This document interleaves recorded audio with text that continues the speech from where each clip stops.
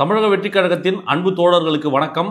கடந்த 2 நாட்களாக சமூக வலைதளங்களில் என்ன மாதிரியான அதிர்வலைகள் நடந்துகிட்டு இருக்கு, என்ன மாதிரியான ஸ்ட்ராட்டஜிக்கல் ஒர்க் போயிட்டு இருக்கு, களத்தில் இந்த துப்புரவு பணியாளர்களோட போராட்டம் என்ன நடக்குது, அதுக்கு பின்னாடி இருக்கக்கூடிய அரசியல், ஆட்சிக்கு வர்றதுக்கு முன்னாடி முதலமைச்சர் என்ன சொன்னார், ஆட்சிக்கு வந்ததுக்கு பிறகு என்ன சொன்னார், இப்படி தொடர்ந்து தளபதியின் மீது எந்த ஒரு கட்சியை பார்த்து கேட்கப்படாத எழுப்பப்படாத கேள்விகள் ஏன் தமிழக வெற்றிக் கழகத்துக்கு மட்டும் வைக்கிறாங்க, தளபதி அவர்களை டார்கெட் பண்றாங்க போன பல விஷயங்களை விவாதிக்க போறோம். வாங்க வீடியோக்குள்ள போலாம்.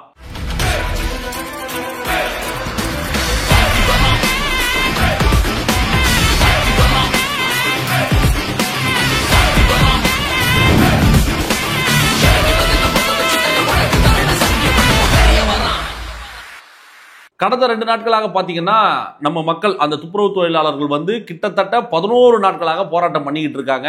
அந்த தொடர்ந்து 11 நாட்கள் போராட்டம் பண்ணும்பொழுதும் அந்த இடத்திற்கு முதல் களத்திற்கு சென்றது தமிழக வெற்றிக் கழகம். தளபதியின் உத்தரவின் பேர்ல முதல்ல போனது அண்ணன் ஆதவ் அவர்களும் அண்ணன் சிடிஆர் அவர்களும் தான். அந்த தூய்மை பணியாளர்கள் துப்புரவு பணியாளர்கள் போய் சந்தித்து அவர்கள் குறைகளை கேட்டு, உங்களுக்கு துணையாக தமிழக வெற்றிக் கழகம் இருக்கும், அதே நேரத்தில் இதற்கு சட்ட போராட்டமும் நடத்த தயாராக இருக்கிறோம் உங்களுடன் இணைந்து என்ற வாக்குறுதியும் அண்ணன் ஆதவ் அவர்களும் நிர்மல்குமார் அவர்களும் அந்த இடத்துல அந்த மக்களுக்கு வாக்குறுதி கொடுத்தது மட்டும் இல்லாம, இந்த கடந்த 7 அதாவது ஒரு 11 நாளா நடக்குது இல்லையா, 11 நாட்களாக அந்த மக்களுக்கு தேவையான உணவு மெயின் ஃபர்ஸ்ட் அதுதான். நீங்க போய் பாருங்க, இன்னைக்கு சோசியல் மீடியால வைரல் ஆகிட்டு இருக்கு. ஏன்னா நான் பேசுறேன்னா ஏதோ நான் கட்சியை ப்ரொமோட் பண்றேன், கெட்ட பேர் வரக்கூடாதுன்றதுக்காக நான் டேமேஜ் கண்ட்ரோல் பண்றேன்ற மாதிரிலாம் முட்டு கொடுக்குறேன்ற மாதிரிலாம் சில கருத்துக்களும் விமர்சனங்களும் நம்ம மேல வைக்கிறாங்க. தேவையே கிடையாது. டிரான்ஸ்பரண்டா அந்த இடத்துக்கு போங்க, அந்த போராட்ட களத்துக்கு போங்க, அந்த மக்கள் கிட்ட கேளுங்க, யாரெல்லாங்க வராங்க தினமும் உங்களை சந்திக்கிறாங்க, உங்களுக்கு என்னென்ன மாதிரியான உதவிகள் கிடைக்குதுன்னு கேளுங்க. அவங்களே சொல்லுவாங்க, டிவிக்கு ஆளுங்க வராங்க, சாப்பிட கொடுக்குறாங்க, ஹெல்ப் பண்றாங்கன்றத அந்த மக்களே சொல்ல போறாங்க. ஏங்க உண்மையை பேசுறோம், நாங்க ஏங்க பயப்படணும்? உங்களை மாதிரி பொய்யான வாக்குறுதிகளை கொடுத்து மக்களை ஏமாத்துறவங்க நாங்களா? அப்படி கிடையவே கிடையாது. அப்படி தொடர்ந்து 11 நாட்களாக போராடிக்கிட்டு இருக்காங்க. அந்த மக்களை தினமும் போய் பார்க்குறோம், நிர்வாகிகள் போய் பார்க்குறாங்க, அங்க இருக்கக்கூடிய தமிழக வெற்றிக் கழக நிர்வாகிகள் போய் சந்திக்கிறாங்க. உணவு, மெடிக்கல் ஹெல்ப், கேம்ப்னு சொல்லி எல்லா விதமான வசதிகளும் தமிழக வெற்றிக் கழகத்தின் சார்பாக அந்த மக்களுக்கு கொடுக்குறாங்க. எல்லா ஹெல்ப்பும் பண்றாங்க. சும்மா அடையாளத்திற்காக போய் அரசியல் பண்ணணும்னு நினைக்கிறவர் நம்ம தளபதி கிடையாது.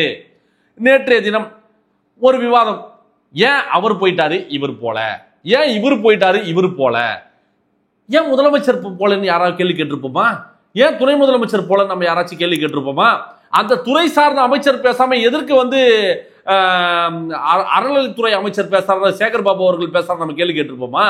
அதுவும் என்ன மாதிரி நெக்லா கை கட்டிக்கிட்டு பதில் சொல்றாரு, அதை பத்தி நம்ம ஏதாச்சும் பேசியிருப்போமா? அதெல்லாம் விட்டுட்டு இந்த ஊடகம் இதை எப்படி திருப்புது, அதே நேரத்தில் திமுகவோட ஸ்ட்ராட்டஜிஸ்ட் நிறுவனமாக இயங்கக்கூடிய அந்த நிறுவனம் இந்த சமூக ஊடகங்களை எப்படி கையாளுறதுன்றதை நீங்க முதல்ல புரிஞ்சுக்கிட்டாதான், அந்த பேஸை நீங்க புரிஞ்சுக்கிட்டா மட்டும்தான் இது நம்மளை சுத்தி பின்னப்படுற வலை என்ன, சூழ்ச்சி என்னன்றது உங்களுக்கு நல்லா தெரியும். நல்லா பாருங்க, ஒரு 20-30 ஃபேக் ஐடியை கிரியேட் பண்ணிட்டு தளபதியோட டிபி வச்சுட்டு, தலைவர் அவர்களோட டிபி கவர் பிக்கு எல்லாம் மாத்திட்டு, முக்கியமான ஐடி என்ன மாதிரி ஐடிஸ், நம்ம பசங்க ஐடிஸ் எல்லாத்தையும் ஃபாலோ பண்ணி வைக்கிறது. தளபதி பத்தின விஷயங்கள் எதெல்லாம் வருதோ ஆர்டி பண்றது, பாசிட்டிவான விஷயங்கள் எல்லாத்தையுமே ஆர்டி பண்ணிட்டு தொடர்ந்து இயங்க வைக்கிறது. இயங்க வச்சுட்டு ஏதாவது ஒரு சந்தர்ப்பத்திற்காக காத்திருப்பது. அந்த நேரத்தில் தான் அவங்க என்ன பண்றாங்கன்னா ஸ்லீப்பர் செல் மாதிரி ஒர்க் பண்றாங்க. எப்படி ஒர்க் பண்றாங்கன்னா, ஒரு குரூப் அடடா சீமான் போயிட்டாரு விஜய் போல, அந்த அவங்களோட ஸ்டார்டிங்கே என்னவா இருக்குன்னா, அந்த நரேஷன் எப்படி இருக்குன்னா, நீங்க எல்லா புள்ளிகளும் நினைச்சு பாருங்க. முக்காபுத்து வீட்டுக்கு இறப்புக்கு பிறகு அண்ணன் சீமான் அவர்கள் முதலமைச்சரை சந்தித்ததற்கு பிறகு தலைவர் சீமான் அவர்களோட பேச்சு எப்படி இருக்கு, அந்த கட்சியோட துரைமுருகன் அவர்களோட பேச்சு எப்படி இருக்கு, அந்த கட்சி நிர்வாகிகளோட பதிவுகள் எப்படி இருக்குன்றதை நீங்க நோட் பண்ணுங்க. உங்களுக்கு கிளியரா புரியும். அதற்கு பிறகு இந்த ஃபேக் ஐடிஸ் எல்லாம் வச்சு இவங்க ஒரு நரேட்டிவை கிரியேட் பண்றது. அடடா நான் நம்பி வந்தேன், நான் ஏமாந்து போயிட்டேன். ஏமாந்துட்டேன்னா போ, அது என்ன தளபதியோட டிபி வச்சுக்கிட்டே நீ புலம்பிக்கிட்டே இருப்பியா? ஏன்னா அவங்களுக்கு கொடுக்கப்பட்ட கட்டளை அப்படி. நீ போறன்னா தளபதியோட டிபியை மாத்திட்டு சீமான் டிபி வச்சுக்கோ, கவர் பிக் மாத்திட்டு நீ போயிட்டு, நான் இல்ல இதுக்காக நான் வந்தேன், நான் இதுக்காக பேசினேன், எனக்கு இது பிடிக்கல, நான் வெளியேறேன்னா சொல்லி வெளியேறு. அது என்ன தளபதியோட டிபி வச்சுக்கிட்டு தளபதியோட கவர் பிக் வச்சுக்கிட்டு தொடர்ந்து அவதூறுகளை பரப்புறது. இப்போ நம்ம ஒரு விஷயத்த பண்ணிட்டோம்னு வச்சுக்கலாம், திரும்ப என்ன மாதிரி ஒரு விவாதத்தை எடுத்து வைக்கிறாங்க, ஏன் இவர் போக மாட்டாரா? அவங்களோட நோக்கம் என்பது என்னன்னா அவதூறுகளை பரப்புவது. அதுவும் நம்மளாவே இருந்து நம்மால் மாதிரியே ஒரு வேஷத்தை போட்டு வந்துட்டோன்னா கண்டுபிடிக்க முடியாதுல்ல. அந்த மாதிரி பல ஃபேக் ஐடிஸை உள்ள இறக்கி தளபதிக்கு எதிராக நரேஷனை கிரியேட் பண்றது, இன்ஃப்ளூயன்ஸ் பண்றது. ப்ரோ பாருங்க ப்ரோ, இதுக்கு அவர் எவ்வளோ மேலு, இதுக்கு அவர் எவ்வளோ மேலு, நான் இதுக்காக தான் வந்தேன், நான் ஏமாந்து போயிட்டேன் சொல்லி முகமுடியை அணிந்து கொண்டு திமுகவுக்கு வேலை பார்க்கும் கொத்தடிமை வேலையை கருப்பு குல்லா போட்டுக்கிட்டு வேலை பார்த்துக்கிட்டு இருக்கானுங்க இந்த சோசியல் மீடியால. இதை நான் கண்டுபிடிச்சிட்டோம், எப்பயே கண்டுபிடிச்சாச்சு. அதுக்கான லிஸ்ட் எடுத்துட்டோம், எத்தனை ஐடிஸ் ஒர்க் பண்ணிட்டு இருக்கு, என்ன மாதிரியான நரேஷன்ஸ் அவங்க கிரியேட் பண்ணிக்கிட்டு இருக்காங்க, யாரோட கமெண்ட்ஸ் எல்லாம் போய் இவங்க பேசுறாங்க, இவங்களோட பதிவுகள் என்ன, எல்லாத்தையும் கண்டுபிடிச்சாச்சு. இது ஒரு ஸ்ட்ராட்டஜிக்கலான நமக்கே தெரியாம பண்ணக்கூடிய ஒரு இன்ஃப்ளூயன்சிங்.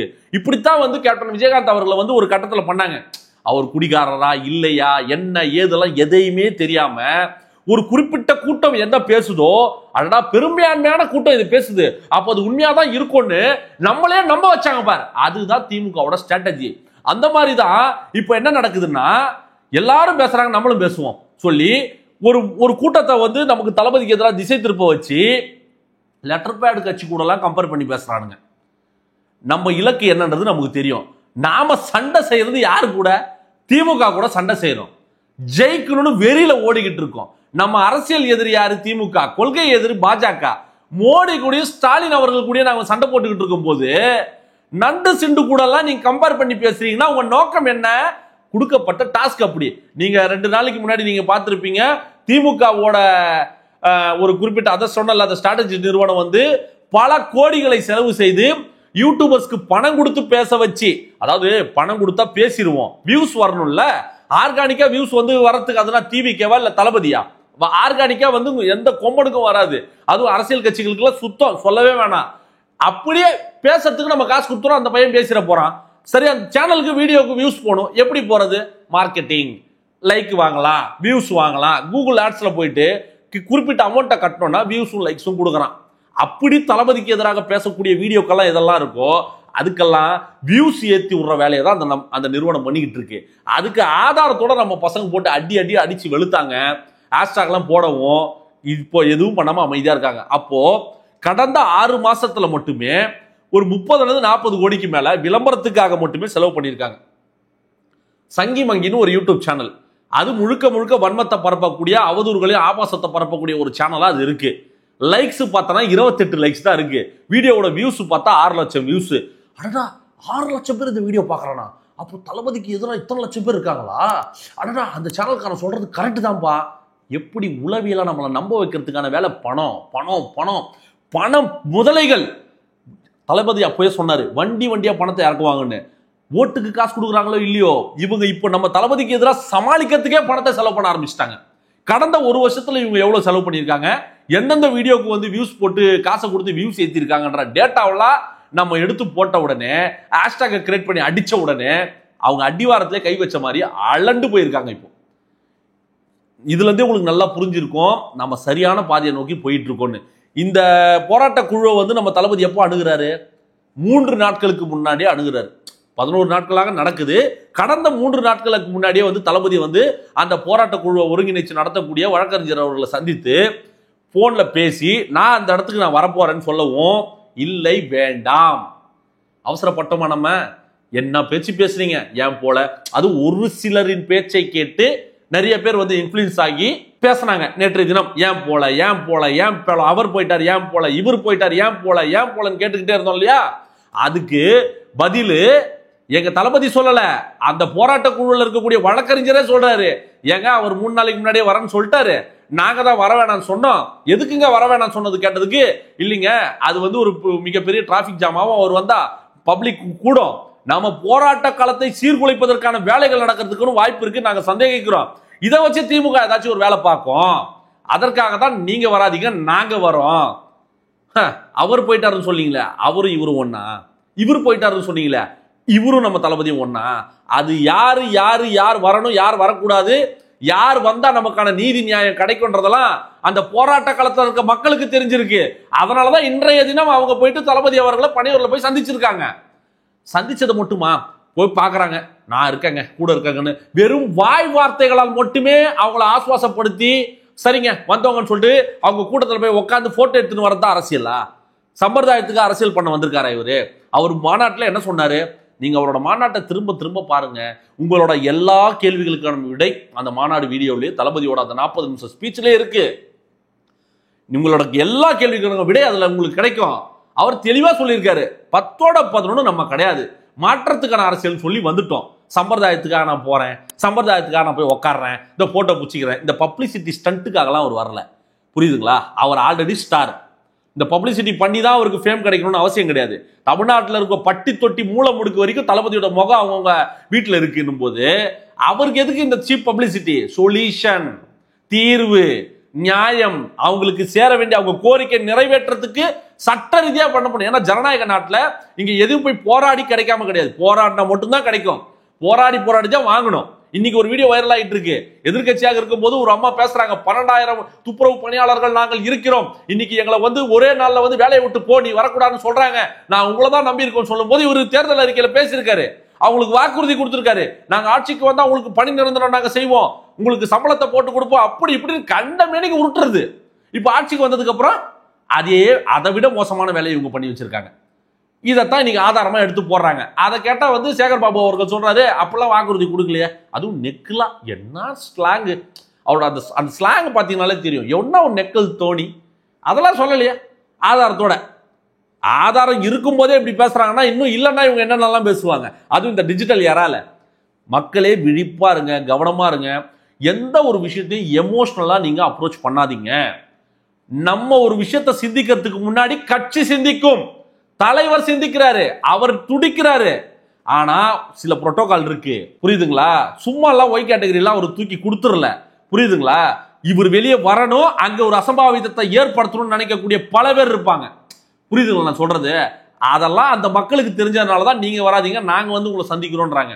இந்த அடிப்படை அரசியல் கூட தெரியாம சும்மா நம்ம உட்காந்து கத்துறதுனால ஒரு மாற்றம் வரப்போறது கிடையாது. திமுகவோட டிராப்ல விழாதீங்கன்னா பல தடவை சொல்லிட்டேன்.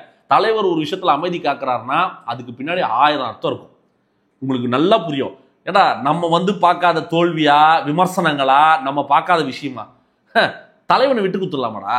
அதுவும் திமுக காரங்கிட்ட நம்ம விட்டு கொடுக்க முடியுமா? நம்ம தளபதிய உயிரே போனாலும் விட்டு கொடுக்க மாட்டேன், உயிரே போனாலும் என் தலைவனை நான் விட்டு கொடுக்க மாட்டேன் சொல்றவன் தான்டா உண்மையான விசுவாசி, உண்மையான தொண்டை, உண்மையான ரசிகன்.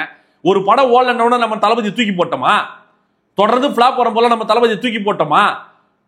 நெஞ்சில வச்சிருக்கோம் தலைவனை, விட்டு குத்துருவோமா நம்ம எந்த இடத்துல? சண்டை செய்யல. இது என்னடா இதெல்லாம் அரசியல் விளையாட்டு, ஜோக் காட்டின்னு இருக்கிறாங்க. இதெல்லாம் நீங்க பார்த்து நவ பயந்து போய் ஐயோ எங்களுக்கு பயமா இருக்கு. பயப்படவே கூடாது. களத்துல மக்கள் பணி, அங்க வெயில் மழைன்னு பார்க்காம நிர்வாகிகள் துடிச்சிட்டு இருக்காங்க. அங்க ஒவ்வொரு நாளும் வேர்வை சிந்தி உழைச்சிக்கிட்டு இருக்காங்க. சும்மா நம்ம ஆன்லைன்ல உட்காந்து பேசுறதுனால ஒரு பயன் இல்லை நண்பர்களே. இந்த இன்ஃபுளுன்ஸ் ஆகாதீங்க, திமுக டிராப்ல மாட்டாதீங்க. ஒருத்தன் ஏதாச்சும் ஒண்ணு பேசுறானா சந்தேகப்படுங்க, டேய் நீ யாரு? கட்சிக்கு அவனுக்கு சம்பந்தமே இருக்காது, சும்மா டைம் பாஸ்க்கா வந்தவனா இருப்பான், இல்ல திமுக கூட ஹெல்ப் பண்றவனா இருப்பான், இல்ல திமுகவோட அனுதாபியா இருப்பான், இல்லன்னா தம்ளர் பாய்ஸா இருப்பானுங்க. புரியுதுங்களா? ஏன்னா இவங்களோட கட்சி கூடாரெல்லாம் காலியாக போகுது. அதனால நம்மள ஒரு லெட்டர் பேட் கட்சி கூட சுருக்கத்துக்கான வேலையை பார்த்துக்கிட்டு இருக்கானுங்க. இதெல்லாம் நீங்க புரிஞ்சுக்கிட்டு தெளிவா எமோஷனலா அப்ரோச் பண்ணாம தலைவர் நம்மளை விட்டு குத்துருவாரா? இந்த தமிழ்நாட்டு மக்கள் அவர் அப்படி விட்டு குத்து போற மனுஷனா? எந்த விஷயத்துல ஒரு தமிழ்நாட்டு மக்கள் விட்டு குத்துருக்காரு நீங்க சொல்லுங்க? எவனுமே வாய் திறக்காத போது, எவனுமே பேசாத போது, இலங்கை தமிழர்கள் ஆரம்பிச்சு டிமானிட்டைசேஷன் வரைக்கும் எல்லா பிரச்சனையிலும் பேசியிருக்காரு. ஜாதி மதம் பார்க்காம எல்லார் வீட்டுக்கும் போயிருக்காரு. இவரை போய் மதத்துக்குள்ளேயும் சாதிக்குள்ளேயும் சுருக்க நினைக்கிற துடிக்கிற திமுகவுக்கு இரையாகி போறோமே நம்ம. அப்படி நடக்கலாமா? தலைவனை விட்டு கொடுத்துடலாமா? கவனமா இருங்க. இதெல்லாம் திமுக டிராப்பு. சோசியல் மீடியால தான் இன்னைக்கு இந்த இன்ஸ்டாகிராமு, ட்விட்டரு, ஃபேஸ்புக்கு இந்த மாதிரியான பிளாட்ஃபார்த்தை கையில வச்சுக்கிட்டு நரேஷனை கிரியேட் பண்றதுக்கான வேலையை பார்த்துக்கிட்டு இருக்காங்க. தெளிவா கவனமா நீங்க செயல்படுங்க.